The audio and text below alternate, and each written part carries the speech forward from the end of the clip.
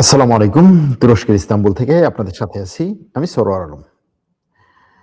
America এবং ইরানের মধ্যে পাকিস্তানের রাজধানীতে ২১ ঘন্টার আলোচনার পরেও কোনো ধরনের চুক্তি বা সমঝোতা হয়নি। চুক্তি বা সমঝোতা ছাড়াই ২ দেশের প্রতিনিধি দল দেশে ফিরে গেছেন। ইরান থেকে প্রায় ৮০ জনের বা ৮০ জনের বেশি লোকের একটা প্রতিনিধি দল ইসলামাবাদে এসেছিল। ঠিক একইভাবে আমেরিকা থেকেও বড় একটা প্রতিনিধি দল, প্রেসিডেন্টের পরই ভাইস প্রেসিডেন্ট সহ একটা প্রতিনিধি দল আমেরিকার থেকে পাকিস্তানে এসেছিল। আলোচনা করেছিল। দফায়, দফায় আলোচনা হয়েছে। ঘন্টার পর ঘন্টা আলোচনা হয়েছে। ২১ ঘন্টা তারা আলোচনা করেছেন। ২১ ঘন্টা আলোচনার পরে উভয় পক্ষ বেরিয়ে এসে বলেছেন, "আমরা একটা বিষয়েই সম্মত হইছি। সেটা কি? সেটা হচ্ছে কোনো বিষয়ে সম্মত হতে পারি নাই।" কেন সম্মত হতে পারে নাই? যদি সম্মত হতে নাই পারে তাহলে ২১ ঘন্টা কেন আলোচনা করল? এবং এই যে কোনো সমঝোতা হলো না, কোনো চুক্তি হলো না, এটা পরবর্তীতে কোন দিকে যাবে? একটা যুদ্ধ আবার নতুন করে শুরু হবে? বিশ্ব উন্মুখ হয়ে তাকিয়েছিল যেন এখানে একটা যুদ্ধবিরতি চুক্তি হয়। যুদ্ধবিরতি চুক্তি না হলেও যেন ইতিবাচক কোনো একটা পদক্ষেপ নেয়া হয়। কিন্তু যতটুকু দেখা গেল যে এখান থেকে কোনো ধরনের যুদ্ধবিরতি এখনো হয়নি। আর এই যুদ্ধবিরতি না হওয়ার কারণে নতুন করে আগামীকালকে থেকে দেখা যাবে নতুন করে আবার বিশ্বে উত্তেজনা তৈরি হবে। এখন এই যুদ্ধবিরতি কেন হলো না? কার কারণে হলো না? এবং ভবিষ্যতে কি হবে? এগুলো নিয়েই তো আজকে আলোচনা করব। তবে তার আগে সর্বশেষ ২ পক্ষ কি বলেছে? আমেরিকার ভাইস প্রেসিডেন্ট পাকিস্তান ছাড়ার আগে বলেছেন যে, "আমরা পাকিস্তান ছেড়ে যাচ্ছি। যুদ্ধবিরতি হয়নি। ২১ ঘন্টা আলোচনা করেছি। ইরান কোনো বিষয়েই ছাড় দেয় নাই।" ইরান কোনো বিষয়েই ছাড় দেয়নি। আবার ইরানের পক্ষ থেকে বলা হয়েছে, "যুদ্ধবিরতি হয়নি। আমরা পাকিস্তান ছেড়ে যাচ্ছি। আমেরিকা কোনো বিষয়েই ছাড় দেয়নি।" তাদের বক্তব্য থেকে যেটা বোঝা যায় যে, উভয় পক্ষই উভয় পক্ষকে ছাড় দেয়নি। এখন এই ছাড় না দেয়ার বিষয়টি কতটা কঠিন? ইরান বলছে আমেরিকা এমন কিছু অর্জন করতে চাইছে যেটা সে যুদ্ধ করেও পারেনি। আবার ইরান যেই সমস্ত জিনিস চাচ্ছে সেটাতেও এটা বলা সম্ভব যে ইরান এমন কিছু চাইছে যেটা সে যুদ্ধ করেও পায়নি। এখন সেই জিনিসগুলো কি? এবং আসলেই এই যুদ্ধবিরতির যে আলোচনা, সেই আলোচনা ভেঙে যাওয়ার বা আলোচনায় কোনো সমঝোতা না হওয়ার পেছনে মূল কারণ কি এদের এই কোনো বিষয়ে ছাড় না দেয়া নাকি অন্য কিছু? এটা নিয়ে আজকে কথা বলব। দেখুন, যুদ্ধবিরতি বাস্তবায়ন করার জন্য বা যুদ্ধবিরতি বাস্তবায়ন করে এটাকে একটা পূর্ণাঙ্গ যুদ্ধ শান্তি চুক্তিতে রূপান্তর করার জন্য পাকিস্তান যথেষ্ট চেষ্টা করেছে। সে চেষ্টার ত্রুটি করে নাই এবং সেই চেষ্টার ফলাফল হিসেবেই ২ পক্ষের ঊর্ধ্বতর কর্মকর্তারা প্রথম দেখেন সেই ১৯৭৯ সালের পরে এই প্রথম পাকিস্তান এবং আমেরিকার ঊর্ধ্বতন এই আমেরিকা এবং ইরানের ঊর্ধ্বতন কর্মকর্তারা মুখোমুখি বৈঠকে বসেছেন। বিশাল একটা সফলতা, তাই না? প্রায় ৬০ বছর পর। আর ৪০-৪৫ বছর পরে। তো এই যে মুখোমুখি তারা বসলেন, আলোচনা করলেন। আপনার ভাই আমার শর্ত মানতে ইচ্ছে করে না, ওকে ঠিক আছে, মানব না। কিন্তু আপনি ২১ ঘন্টা কি আলোচনা করলেন? এখন এই ব্যাপারে আ ইরানের উপপররাষ্ট্রমন্ত্রী পররাষ্ট্র মন্ত্রণালয়ের ইরানের পররাষ্ট্র মন্ত্রণালয়ের মুখপাত্র তিনি বলেছেন যে, "আমরা ৩-৪ টা বিষয়ে মোটামুটি আলোচনায় সফল হয়েছি।" ৩-৪ টা বিষয়। তিনি বলেননি ৩-৪ টা বিষয় কি। তবে তিনি বলেছেন আরো অনেকগুলো বিষয় আছে যেগুলোতে আমরা এখনো পর্যন্ত অগ্রগতি অর্জন করতে পারেনি। তবে তার কথা হচ্ছে যে ডিপ্লোম্যাসি থেকে আমরা কখনো পিছনে ফিরবো না। আমরা মনে করি যে আলোচনা আরো চালিয়ে যাওয়া সম্ভব। পাকিস্তানের পররাষ্ট্রমন্ত্রী বলছেন যে যেখানে এখন আলোচনা এসেছে তাদেরকে একত্রে বসানো, এত বছর পরে একই টেবিলে বসানো, এটা পাকিস্তানের জন্য বড় একটা সফলতা। সমঝোতা হয়নি, এরকম একটা যুদ্ধের পর একেবারে সাথে সাথেই যে সমঝোতা হবে এটা প্রত্যাশা করাও আমাদের জন্য ঠিক না। তবে উভয় পক্ষ যুদ্ধবিরতি কন্টিনিউ করার ব্যাপারে ঐক্যমত এবং তারা আরো বেশি আলোচনা করার জন্য একমত পোষণ করেছেন। এটা হচ্ছে পাকিস্তানের কথা। এখন এই যুদ্ধবিরতিতে বিষয়গুলো কি কি ছিল, কোন কোন বিষয় আসলে বড় ধরনের ঝামেলা? বড় ধরনের ১ নম্বর ঝামেলা হচ্ছে লেবানন ইস্যু। এবং আমার কাছে মনে হয় শুধুমাত্র ১ নম্বর ঝামেলা না, পুরো ঝামেলাটাই এই লেবানন ইস্যু নিয়ে। ইরান বলছে এই যুদ্ধবিরতিতে লেবাননকে অন্তর্ভুক্ত করতে হবে, লেবাননের সব ধরনের আক্রমণ বন্ধ করতে হবে। আমেরিকা বলছে না, এই যুদ্ধবিরতিতে লেবাননকে অন্তর্ভুক্ত করা যাবে না। আমেরিকা কার কথায় বলেছে? নেতানিয়াহুর কথায়। নেতানিয়াহু কেন এটা করছে? কারণ নেতানিয়াহুর কথা হচ্ছে কোনো না কোনো জায়গায় আমার যুদ্ধ বাঁধিয়ে রাখতে হবে। যুদ্ধ বাঁধিয়ে রাখলে আমি দেশে জরুরি অবস্থার ঘোষণা রাখতে পারবো এবং জরুরি পরিস্থিতি যদি থাকে তাহলে আমার ব্যাপারে যে কেসগুলো আছে, যে মামলাগুলো আছে, সেগুলোকে আমি ঠেকিয়ে রাখতে পারবো। এটা হচ্ছে নেতানিয়াহুর এই মুহূর্তে সবচেয়ে বড় ব্যাপার। সে আমেরিকার প্রেসিডেন্টকে ফোন করে বলেছে, ঠিক আছে তুমি ইরানের সাথে একটা যুদ্ধবিরতি চাও, ইরানের সাথে তোমার ঝামেলা মিটাতে চাও, ইরানের কাছে তুমি ধরা খেয়ে হরমুজ প্রণালীতে তুমি আটকে গেছো, কোনো সমস্যা নেই, কিন্তু আমাকে একটা জায়গায় যুদ্ধ করতে দিতে হবে, লেবানন। এবং সে বলছে আচ্ছা ঠিক আছে, তাইলে লেবাননে তুমি যুদ্ধ করো। এখন ইরানের কথা হচ্ছে লেবাননে যুদ্ধ চললে আমি শান্তি চুক্তিতে আসবো না। সিম্পল জিনিস। এখন এই লেবাননের যুদ্ধবিরতি না হলে ইরান শান্তি চুক্তিতে আসবে না। আমেরিকা বলছে যে লেবাননকে আমি রাখবো না। এখন আমেরিকার লেবাননকে না রেখে রাখা লাভটা কি? আমেরিকার কোনো লাভ নাই। এখানে লাভ হচ্ছে ইসরায়েলের। আর ইসরায়েলের সেই লাভে ইসরায়েল ব্যাপক পরিমাণে মানুষ হত্যা করছে, আমেরিকা সেটাই সায় দিচ্ছে, অনুমতি দিচ্ছে, অনুমোদন দিচ্ছে, অস্ত্র দিচ্ছে, সাপোর্ট দিচ্ছে। এক। দ্বিতীয় হচ্ছে হরমুজ প্রণালী। হরমুজ প্রণালী নিয়ে আমেরিকার কথা হচ্ছে হরমুজ প্রণালী খুলে দিতে হবে। হরমুজ প্রণালীর উপরে কোনো ধরনের টোল আদায় করা যাবে না, হরমুজ প্রণালীতে কোনো ধরনের টোল আদায় করা যাবে না, কোনো ধরনের রেস্ট্রিকশন দেওয়া যাবে না, হরমুজ প্রণালী খুলে দিতে হবে, এই শর্তে আমরা আলোচনায় অগ্রগতি করব। ইরানের কথা হচ্ছে হরমুজ প্রণালী আমি খুলবো না। হরমুজ প্রণালী খুলবো, হরমুজ প্রণালী খোলা, কিন্তু সেখানে আমার ট্যাক্স আদায়ের সুযোগ দিতে হবে এবং হরমুজ প্রণালী থেকে কোন জাহাজগুলো যাবে সেটার নিয়ন্ত্রণ আমার কাছে থাকবে। আমেরিকা বলছে তুমি ফাইজলামি শুরু করছো, যুদ্ধবিরতি যেহেতু কেউ আক্রমণ করবে না, যুদ্ধবিরতি ভঙ্গ হবে না। ওকে ঠিক আছে, যুদ্ধবিরতি ভঙ্গ হচ্ছে না, কেউ আক্রমণও করছে না, আমি তোমার উপর আক্রমণ করবো না, কোনো সমস্যা নাই। আমি হরমুজ প্রণালীতে যুদ্ধ জাহাজ পাঠিয়ে তারপরে হচ্ছে হরমুজ প্রণালীও মুক্ত করব। আমেরিকার কৌশল, আক্রমণ করতেছি না তোমার উপরে। হরমুজ প্রণালী তোমার জলসীমা না, হরমুজ প্রণালী একটা আন্তর্জাতিক প্রণালী। যেহেতু তোমার উপর আমার আক্রমণ করার কোনো অধিকার নেই, আমার উপরে তোমার আক্রমণ করার কোনো অধিকার নেই, আমি হরমুজ প্রণালীতে জাহাজ নিয়ে যাবো, তুমি কি করো দেখি। এবং আমেরিকার পক্ষ থেকে বলা হয়েছে যে তাদের কমপক্ষে 2টো যুদ্ধ জাহাজ হরমুজ প্রণালী দিয়ে যাচ্ছে বা যাবে, এরকম একটা ব্যাপার।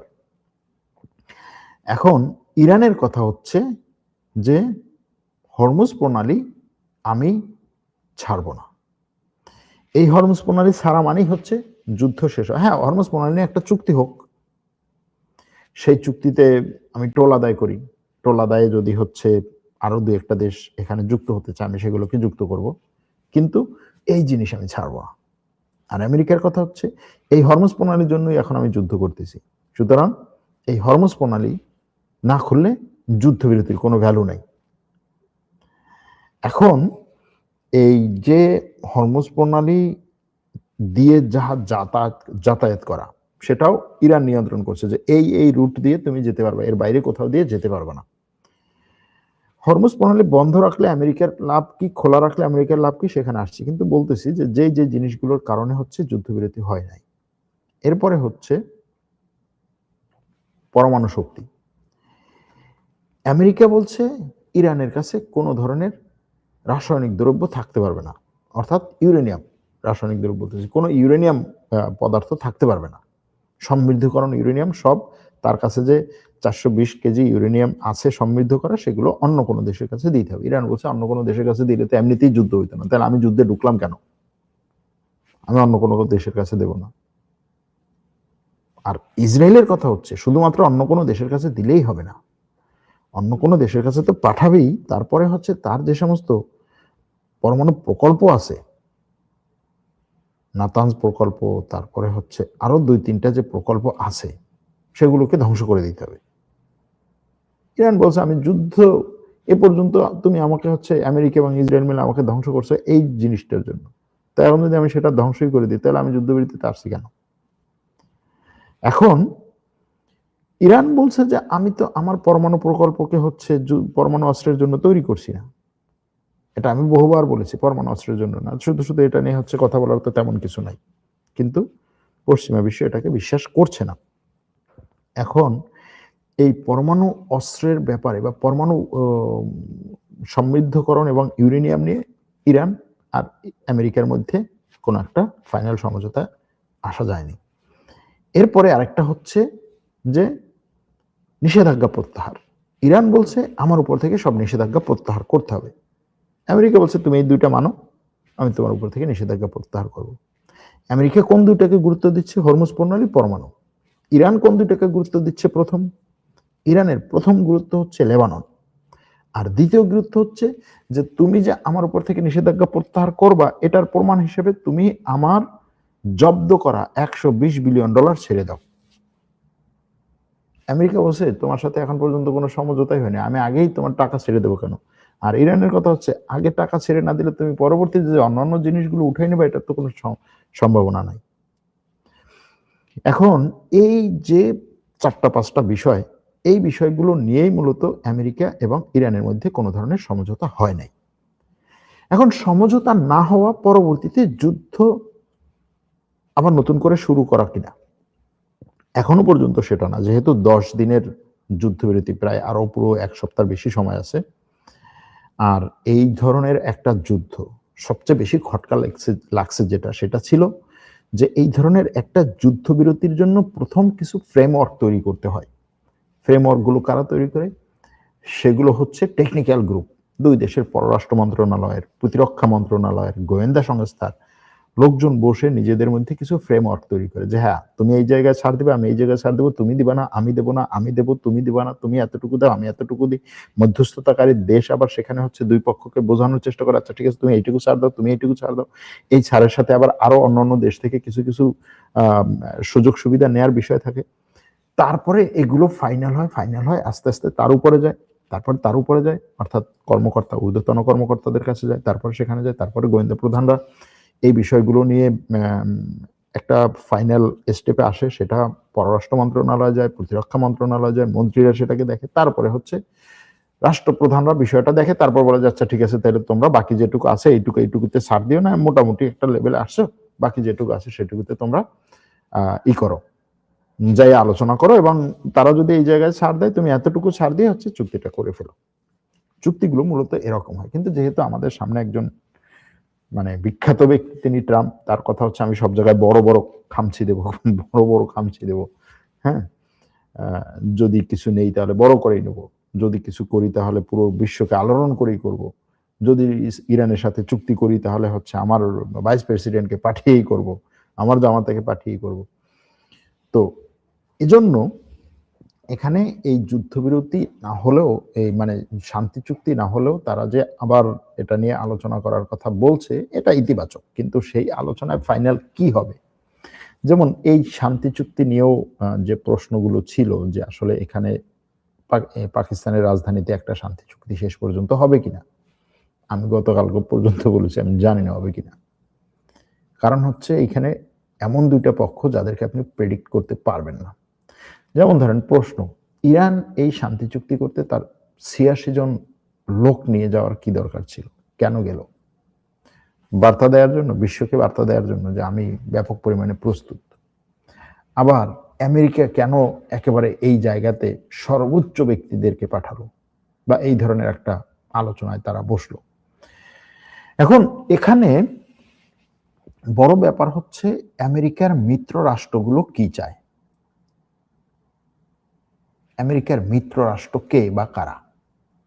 আমেরিকার পক্ষ থেকে আমেরিকার সেনা প্রধান বলছে আমাদের মিত্র রাষ্ট্র হচ্ছে মুসলিম দেশগুলো। স্পেন আমেরিকার মিত্র রাষ্ট্র না, এখন স্পষ্ট, যেহেতু ইসরায়েলের মিত্র রাষ্ট্র না, আমেরিকার মিত্র রাষ্ট্র না।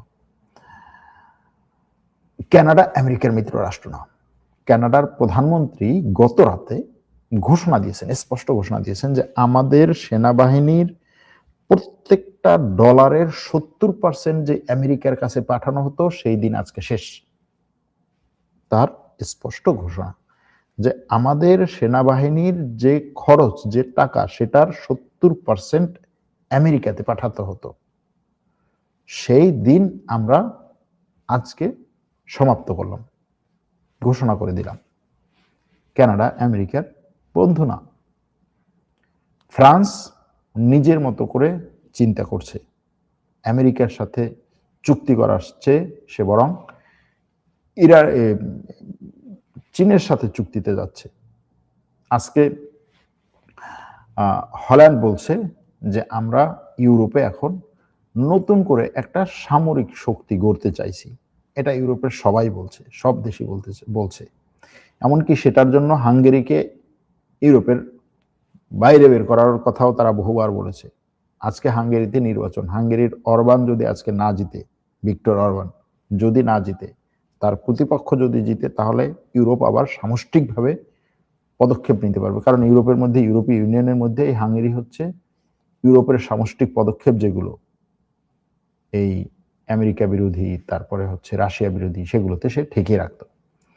এখন এই ইউরোপের সামষ্টিক পদক্ষেপ বা আমেরিকাকে বিশ্বাস করছে না, বিশ্বাস না করে সে বলছে আমি আমার সামরিক শক্তি গঠন করব। ইউরোপ সামরিক শক্তি গঠন করতে পারবে না, এই কথা বহুবার এখন আলোচনায় আসছে যে ইউরোপের সেই পরিমাণ টাকা নাই, সেই পরিমাণ অস্ত্র তৈরি করার সক্ষমতা নাই। ইউরোপ বলছে বর্তমানে সামরিক শক্তি গঠন করার জন্য আমেরিকা যে বিশাল পরিমাণে টাকা চাইছে, যে প্রত্যেকটা দেশের তার বাজেটের 5% সামরিক খাতে দিতে হবে, এত বিশাল পরিমাণে টাকার দরকার নেই। আমরা কম খরচে নিজেদেরকে রক্ষা করার জন্য এবং শত্রুর উপর আক্রমণ করার জন্য অনেক ইকুইপমেন্ট আছে যেগুলো আমরা তৈরি করতে পারি, যেগুলো আমেরিকার চাপের কারণে তৈরি করা হচ্ছে না, যেগুলো বাইরের থেকে ইকুইপমেন্ট নিয়ে এসে তৈরি করা সম্ভব। ছোট ছোট ড্রোন, ছোট ছোট এয়ার ডিফেন্স সিস্টেম, এবং হচ্ছে লোকাল এয়ার ডিফেন্স সিস্টেম, তারপরে হচ্ছে এই ধরনের অস্ত্র ব্যবস্থা, ছোট ছোট গোলা বারুদ যেগুলোর বিস্ফোরণ ক্ষমতা বেশি, সেগুলোতে কে আছে এগিয়ে? চীন। এখনো পর্যন্ত তারা বলছে না যে আমরা চীনের সাথে একটা ঐক্য করতে যাচ্ছি, কিন্তু মনে হচ্ছে যে তারা সেই দিকে আস্তে আস্তে আগাচ্ছে। এবং এই হরমুজ প্রণালী নিয়ে তারা আমেরিকাকে সাপোর্ট দিচ্ছে না, তারা গালফ কান্ট্রিগুলোকে সাপোর্ট দিচ্ছে না। এখন আমেরিকা বলছে আমার বন্ধু রাষ্ট্রগুলো নিয়ে আমি কাজ করব। বন্ধু রাষ্ট্রগুলোকে কাতার, কুয়েত, বাহরাইন, সংযুক্ত আরব আমিরাত, সৌদি আরব এবং ইসরায়েল। এখন এই আরব রাষ্ট্রগুলো চাইছে যে এখানে একটা যুদ্ধবিরতির জন্য খুব দ্রুত হয়ে যায় এবং সিরিয়াসলি একটা শান্তি চুক্তি যেন হয়, এটা আরব রাষ্ট্রগুলো চাইছে। এখন এই আরব রাষ্ট্রগুলো যে এটা চাইছে না কে? আমেরিকাও চাইছে না ইসরায়েল। কারণ ইসরায়েল কোনো শত্রু মিত্র দেখছে না। ইসরায়েলের কথা হচ্ছে আমার স্বার্থ এখানে সর্বোচ্চ, সবার আগে, শত্রু মিত্র কে ধ্বংস হয়। দেখেন এই যুদ্ধে ইরান আক্রান্ত পক্ষ, সে যতটা ক্ষতিগ্রস্ত হয়েছে তার চেয়ে একেবারে কোনো অংশে কম ক্ষতিগ্রস্ত হয় নাই কিন্তু কয়েকটা আরব দেশ অর্থনৈতিক দিক থেকে। সেই ক্ষতি পুষিয়ে ওঠার জন্য তারা চেষ্টা করছে যে আমাদের এই মুহূর্তে এই যুদ্ধটা পুরোপুরি বন্ধ করা দরকার। শুধু পুরোপুরি বন্ধ না, ইরান কোনোদিন আমাদের উপর আক্রমণ করবে না, এটা নিশ্চিত করা দরকার। এখন শেষ পর্যন্ত যুদ্ধবিরতি হলো না, এটা হচ্ছে সর্বশেষ খবর। উভয় পক্ষ আমেরিকার ডেলিগেশন এবং ইরানের ডেলিগেশন পাকিস্তান ছেড়ে চলে গেছে। তাদের কথা হচ্ছে যে আমরা অত্যন্ত অত্যন্ত আন্তরিকতার সাথে, আমেরিকার কথা, আমরা অত্যন্ত আন্তরিকতার সাথে ইরানের কাছে অনেকগুলো প্রস্তাব দিয়েছি। আমরা এই সমঝোতা নিয়ে প্রস্তাব দিয়ে দেশে ফিরে যাচ্ছি এবং আমরা চাই ইরান এই প্রস্তাবগুলো নিয়ে আবার নিজেরা আলোচনা করুক এবং এই প্রস্তাবগুলো মেনে নেক। একইভাবে ইরানও প্রস্তাব দিয়েছে এবং সেই প্রস্তাবগুলো মেনে নেয়ার জন্য তারা চাপ দিবে আমেরিকাকে বা আমেরিকাকে বলবে। এখন আমেরিকা বলছে যে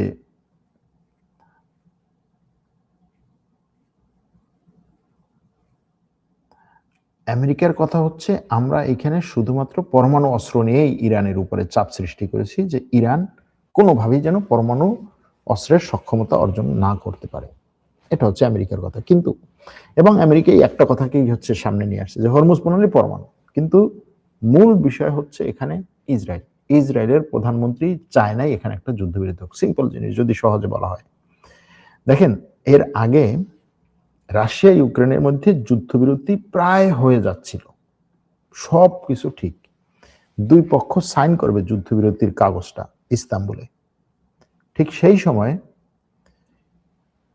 ইউক্রেনের প্রতিনিধি দলের প্রধানকে ফোন দিল তখনকার ব্রিটিশ প্রধানমন্ত্রী, ফোন দিয়ে বললো যে এই যুদ্ধবিরতি করার তোমার দরকার নেই, তোমার এই যুদ্ধবিরতি করার দরকার নেই, যুদ্ধবিরতিতে তুমি যা না পাইছো তার চেয়ে বেশি পাবা যদি যুদ্ধ করো, আমার কাছে একটা পরিকল্পনা আছে, তুমি চলে আসো। ইউক্রেনের লোকেরা চলে গেল, যুদ্ধবিরতি হয়নি আজকে 4 বছর সেই, অথচ 24 দিনের মাথায় সেখানে যুদ্ধবিরতি হওয়ার কথা ছিল, পরিস্থিতি তৈরি হয়েছিল। আজকে ইউক্রেন যে জিনিসগুলো নিয়ে এখন রাশিয়ার সাথে আলোচনা দর কষাকষি করছে তার চেয়ে অনেক ভালো জিনিস, ভালো পজিশনে তখন ছিল, করে নাই। কেন করে নাই সে বলছে। ঠিক একইভাবে এখন আমেরিকা এই যুদ্ধবিরতি করছে না। কেন করছে না? ইসরায়েলের প্রধানমন্ত্রী ফোন দিয়ে বলছে যুদ্ধবিরতির দরকার নাই, যা যুদ্ধবিরতিতে পায়নি তার চেয়ে বেশি জিনিস পাবে, আমার কাছে পরিকল্পনা আছে। এখন এই যে অন্যের কথায় চলে নিজের সবকিছু নষ্ট করা, আমেরিকার কতদিন চলবে ইসরায়েলের কথায়? এটা হলো বড় ব্যাপার। আর কত নষ্ট করবে নিজের, আর কত ক্ষতি করবে নিজের, এটা এখন আমেরিকার মধ্যেও আলোচনা হচ্ছে। দেখা যাক। এই হচ্ছে মূলত আজকে এই যুদ্ধবিরতি না হওয়ার বিষয়ে যে আলোচনাগুলো, প্রশ্ন আসছে যে আমেরিকা কবে আক্রমণ শুরু করতে পারে, যেহেতু যুদ্ধবিরতি আরো 10 দিন চলবে, যুদ্ধবিরতি আরো 10 দিন চলবে, পাকিস্তান সমঝোতায় ব্যর্থ নাকি আলোচনা আরো দীর্ঘস্থায়ী হবে? পাকিস্তান সমঝোতায় ব্যর্থ না, এখানে ব্যর্থটাকে পুরোপুরি পাকিস্তানের উপরে দেওয়া ঠিক না। আলোচনা চলবে, তারা বলছে যে আলোচনা হতে পারে, আলোচনা এরপরে ছোট লেভেলে চলবে, মানে যেটা আসলে হওয়া উচিত ছিল যে নিম্ন লেভেলের কর্মকর্তাদের মধ্যে আলোচনা হয়ে তারপরে হচ্ছে উপরের লেভেলে যাবে, কিন্তু সেটা না হয়ে উল্টো হচ্ছে, উপরের লেভেলে আলোচনার বসে সিদ্ধান্ত নিতে পারেন, এখন বলছে যে নিচের লেভেলের লোকেরা আলোচনা করুক, এরকম একটা জায়গাতে তারা আছে। আলোচনা যখন ব্যর্থ হয়েছে তার মানে আজ রাতেই লেবানন বা ইরানে ইসরায়েল হামলা করে বসতে পারে না। আলোচনা ব্যর্থর সাথে তো হামলা নাই, হামলার কথাটা তো এরকম ছিল না যে এই আলোচনার জন্য হামলা বন্ধ। হামলা বন্ধ তো 10 দিন পর্যন্ত করাই হয়েছে, 2 সপ্তাহ করাই হয়েছে, সুতরাং এই হামলা বন্ধ 2 সপ্তাহ পর্যন্ত থাকার কথা। এখন ইসরায়েল এখানে হচ্ছে পাকনামি করতে পারে, না করার কিছু না। এবার ফাইনাল খেলা চীন, রাশিয়া, উত্তর কোরিয়া, ইরান ভার্সেস মধ্যপ্রাচ্যের গোটা পৃথিবী কাঁপানো খেলা, এক দর্শক বলছেন। শাহবাজ শরীফিস্তান নাকি সৌদিতে এয়ার ডিফেন্স ও যুদ্ধ বিমান মোতায়েন করেছে। হ্যাঁ করেছে। পাকিস্তানের এয়ার ডিফেন্স ও যুদ্ধ বিমান কি আমেরিকার এয়ার ডিফেন্স ও যুদ্ধ বিমানের চেয়েও শক্তিশালী? ইরান তো আমেরিকার এয়ার ডিফেন্স এবং যুদ্ধ বিমানগুলো কি খেয়ে ফেলেছে। যদি আবার কখনো যুদ্ধ লেগে যায় তাহলে শাহবাজ শরীফের পাকিস্তানের এয়ার ডিফেন্স এবং যুদ্ধ বিমানগুলো কি ইরানের ক্ষেপণাস্ত্রের নিশানা থেকে বাঁচতে পারবে? দেখেন, ইরানের ক্ষেপণাস্ত্রের নিশানা থেকে বাঁচতে পারার চেয়ে বড় জিনিস হচ্ছে আমেরিকার ক্ষেপণাস্ত্র এবং যুদ্ধ বিমানগুলো আমেরিকার ঘাঁটিগুলোকে রক্ষা করার জন্যই সবচেয়ে বেশি কাজে লাগিয়েছে বা লাগানো হয়েছে, কাজে লেগেছে। কিন্তু পাকিস্তান যেটা পাঠিয়েছে সেটা হচ্ছে পাকিস্তান এবং সৌদি আরব একত্রে ব্যবহার করবে, সেরকম ভাবে এটা করা হচ্ছে।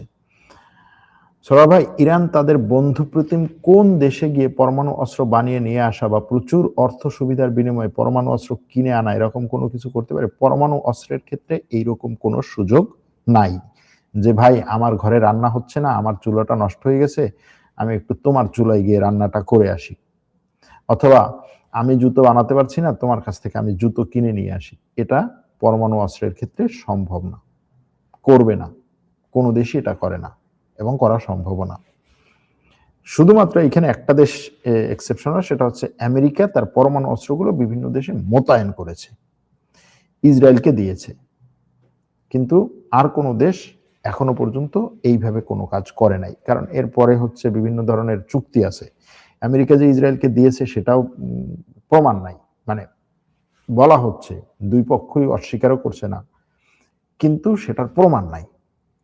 আর অন্য কোনো দেশ যদি এরকম একটা কিছু দেয়, সেটা নিয়ে হচ্ছে সারা বিশ্ব পরমাণু অস্ত্র ব্যবহার রোধে বা পরমাণু অস্ত্র বিস্তার রোধে যে চুক্তিগুলো আছে আন্তর্জাতিক বড় বড় চুক্তি, সেই চুক্তি তখন ওই দেশ ভঙ্গ করবে, আর সেই চুক্তি ভঙ্গ করতে কোনো দেশই যেতে চাইবে না এই মুহূর্তে।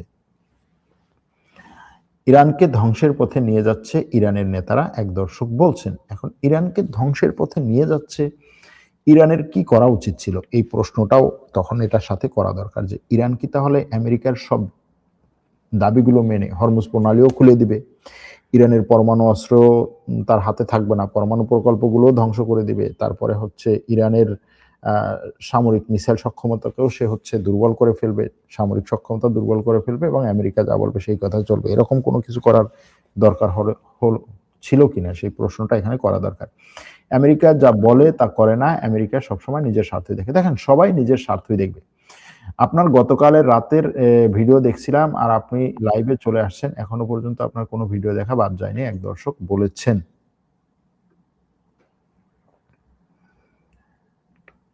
এখন নিউ ইয়র্ক টাইমস একটা খবর করেছে, নিউ ইয়র্ক টাইমস একটা খবর করেছে, সেটা হচ্ছে যে আমেরিকার গোয়েন্দা সংস্থা বলছে যে আমেরিকা ইসরায়েলের সাথে ইরানের যে যুদ্ধ, এই যুদ্ধে চীন আস্তে আস্তে আরো অ্যাক্টিভ ভাবে যুক্ত হবে। এটা হচ্ছে আমেরিকার গোয়েন্দা সংস্থার কথা। নিউ ইয়র্ক টাইমস বলছে যে চীন আরো অ্যাক্টিভ ভাবে যুক্ত হবে, ধীর গতিতে আগাচ্ছে কিন্তু খুব অ্যাক্টিভ ভাবে যুক্ত হতে চাইছে, এটা হচ্ছে তাদের কথা। যদি এটা হয় তাহলে এই যুদ্ধে আমেরিকাকে চীন এমন করে টানতে চাইছে যে ঠিক আছে, আস্তে আস্তে আরো ঢোকো, আরেকটু ভিতরে ঢোকো, আরেকটু ভিতরে ঢোকো, আরেকটু ভিতরে ঢোকো, তারপরে আচ্ছা আমি খপ করে ধরবো। এটা আমেরিকার কথা যে চীন আমাদেরকে এইভাবে করতে চাইছে। হরমুজ প্রণালী নিয়ে আমেরিকা মেনেছে, কিন্তু আমেরিকা বলছে সাথে আমাকে রাখতে হবে পার্টনার হিসেবে, কিন্তু ইরান মানছে না। এটা এখনো পর্যন্ত ওইভাবে আসে নাই। ইরানের 10টি শর্তের প্রত্যেকটিতেই যুক্তি আছে, মুসলিম বিশ্বের উচিত ইরানকে সাপোর্ট করা। দিন শেষে ইরানের বিজয় হবে, এক দর্শক বলছেন। নেতানিয়াহু যুদ্ধবিরতি কেন মানবে? তাদের পারপাস যতক্ষণ সলভ না হবে ততক্ষণে যুদ্ধে বিরতিতে থামার কোনো প্রশ্নই আসে না, এক দর্শক বলছেন। ইসরায়েল যতদিন বিশ্বের মানচিত্রে থাকবে ততদিন শান্তি আসবে না, আরেক দর্শক বলেছেন। দর কষাকষি ভালো হয়নি, এজন্য চুক্তি হয়নি, তবে এরপর চীনের সরাসরি তত্ত্বাবধানে চুক্তি হতে পারে, তখন হয়তো স্থায়ী চুক্তি হতে পারে।